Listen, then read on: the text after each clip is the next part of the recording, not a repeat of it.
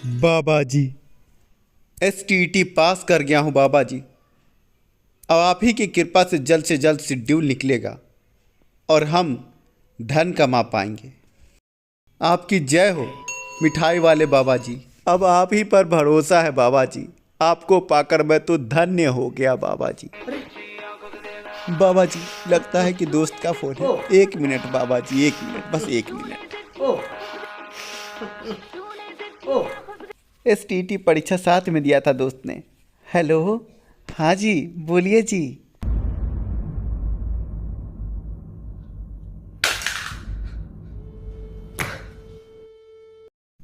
आपको मैं क्या समझता था और आप क्या निकले। आपने मेरिट और नॉट मेरिट में कोई फर्क ही नहीं समझा, जबकि नोटिफिकेशन में साफ लफ्जों में लिखा हुआ था कि स्टेट के मार्क्स पर विषयवार और कोटिवार जो सबसे अधिक अंक प्राप्त करेंगे वही मेरिट में होंगे। पर आपने तो मेरिट और नॉट मेरिट का झगड़ा लगाकर केस मुकदमे में आम अभ्यर्थियों को झोंकने का काम किया बाबा जी। जब आपके नोटिफिकेशन में साफ लफ्जों में लिखा हुआ था कि जो मेरिट में है उसकी बहाली होगी, तो फिर आपने 80,000 अभ्यर्थियों को पास कर दिया बाबा जी। अब क्या होगा बाबा जी? अब ये केस मुकदमा होगा, आम अभ्यर्थी लटके रहेंगे, बहाली फंसी रहेगी। नोटिफिकेशन के साथ खिलवाड़ क्यों बाबा जी, क्यों?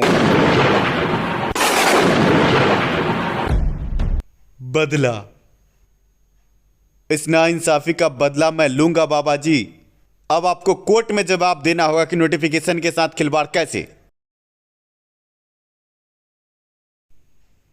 योर ऑनर, इसने पटना हाई कोर्ट में केस किया है कि मेरिट और नॉट मेरिट एक बराबर नहीं है, पर सरकार ने 26 जून का लेटर निकालकर दोनों को इक्वल कर दिया है। सरकार का कहना है कि एनसीटी ने प्रमाण पत्र की वैधता उम्र भर कर दी है।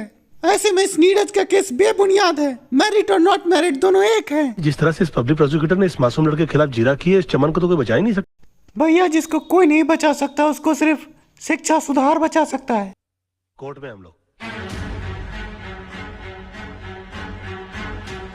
योर ऑनर, प्रोसिक्यूशन ने जो दलील पेश की है उसको सुनने के बाद मैं अचंभित हूं कि मेरिट और नॉट मेरिट को एक कैसे कहा जा सकता है।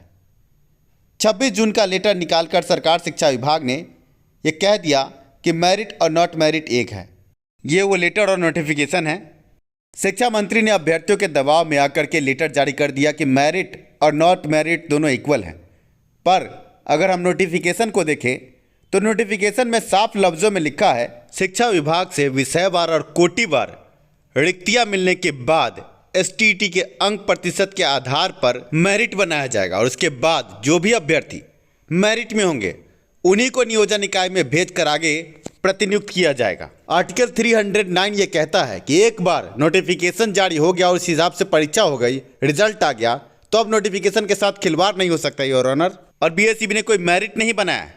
जिन्होंने सर्वोच्च अंक प्राप्त किया उनको क्वालिफाई किया है और आगे नियोजन इकाई में नियमावली 2020 के हिसाब से मेरिट बनेगा और स्कूल आवंटित होगा। ऐसे में माध्यमिक और उच्चतर माध्यमिक, जिसे TGT PGT कहा जाता है, इसके लिए राज्य सरकार स्पेशल रूल बनाकर बहाली प्रक्रिया पूरा करने के लिए स्वतंत्र है। कोई उल्लंघन नहीं हुआ।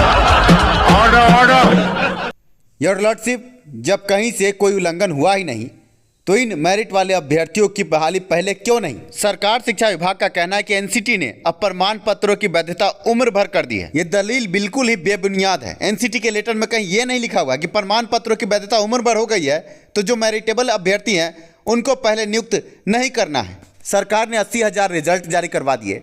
अब इनको कहा जा रहा है कि आप नियोजन इकाई में जाइए। 80,000 अभ्यर्थी, आप ये समझे कि नियोजन इकाई में जाकर क्या होगा? सारा तहस नहस हो जाएगा। 80,000 अभ्यर्थियों की बहाली के लिए कोई रोड मैप सरकार के पास नहीं है और ना ही सरकार रिक्तियां बढ़ा रही है। जुर्माना तो बिहार के शिक्षा मंत्री मिठाई वाले बाबा विजय कुमार चौधरी पर होनी चाहिए, क्योंकि वो कहते हैं कि मेरिट और नॉट मेरिट दोनों एक है।